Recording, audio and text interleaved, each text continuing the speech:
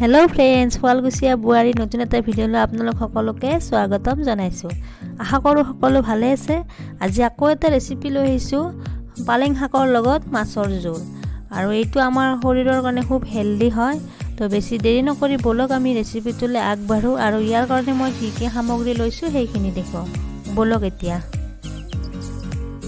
ৰেচিপিটোৰ কাৰণে মই লৈছোঁ ফ্ৰেন্ডছ, এয়া 4 পিচ মাছ, ইয়াতে আছে ধনিয়া অকণমান কাটি লৈছোঁ আৰু বিলাহী দুটা কাটি লৈছোঁ সৰু সৰুকৈ, পিঁয়াজ এটা লৈছোঁ, কেঁচা জ্বলা দুটা আৰু এই দুটা আলু বইল কৰি লৈছোঁ। দুটা আলু গ্ৰেভিখন ডাঠ হোৱাৰ কাৰণে। আৰু আমাৰ মেইন এইখিনি পালেং শাক মই এনেকৈ মিহি মিহিকৈ কাটি লৈছোঁ। আৰু ইয়াত দিম অকণমান আদা নহৰু পেষ্ট 1 চামুচ, জিৰা আধা চামুচ, নিমখটো জোখমতে দি দিম আৰু সোৱাদ অনুসৰি, আৰু হালধি। এইখিনিয়ে লাগিব, বেলেগ একো নালাগে।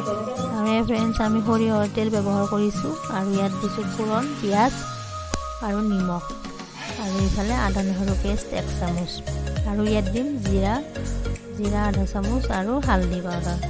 আৰু মই সদায় নিমখ হালধি তেলতে দি দিওঁ, দেখিছে আপোনালোকে ৰেচিপিকেইটাত প্ৰায়। আৰু এতিয়া দি দিলোঁ বিলাহীখিনি ধুনীয়াকৈ ভাজি ল'ম গলি যোৱালৈকে, আৰু ঢাকনি লগাই ভাজি ল'ম। আৰু এতিয়া আমাৰ প্ৰায় বিলাহী গলি গ'লে, আৰু এতিয়া আমাৰ পালেং শাকখিনি এড কৰি দিম।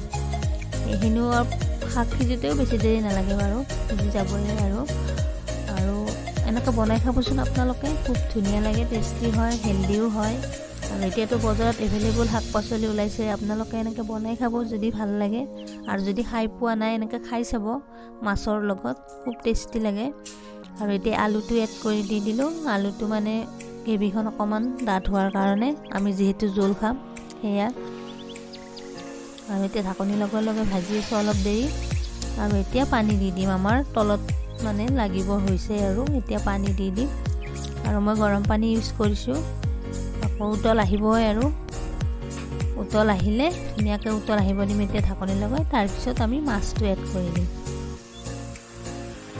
এইফালে ফ্ৰেণ্ডছ, এতিয়া আমাৰ আঞ্জাত মাছ দিবৰ কাৰণে হৈ গ'ল। এয়া মাছ দি দিলোঁ, আৰু এতিয়া নিমখ অকণমান কমি আছিলে, অকণমান দি দিলোঁ। আৰু আমাৰ আঞ্জা প্ৰায় ৰেডি। আৰু শেষত 2টা কেঁচা জ্বলা আৰু ধনিয়া দি দিলোঁ, ধনিয়া পাত। আৰু এতিয়া ৰেডি আৰু পূৰা খাবৰ কাৰণে। আৰু আপোনালোকে এনেকৈ বনাই খাবচোন, খুব ভাল লাগে, টেষ্টি হয়, খাবলৈ বহুত টেষ্টি হৈছিলে সেইদিনাখন।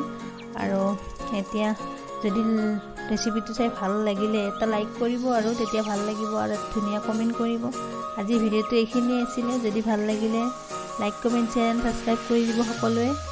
আৰু যদি নতুনকৈ চাই আছে, ছাবস্ক্ৰাইব কৰি বেল বাটনটো প্ৰেছ কৰি দিব। এতিয়া বাই বাই, নতুন এটা ভিডিঅ'ৰ সৈতে পুনৰ লগ পাম।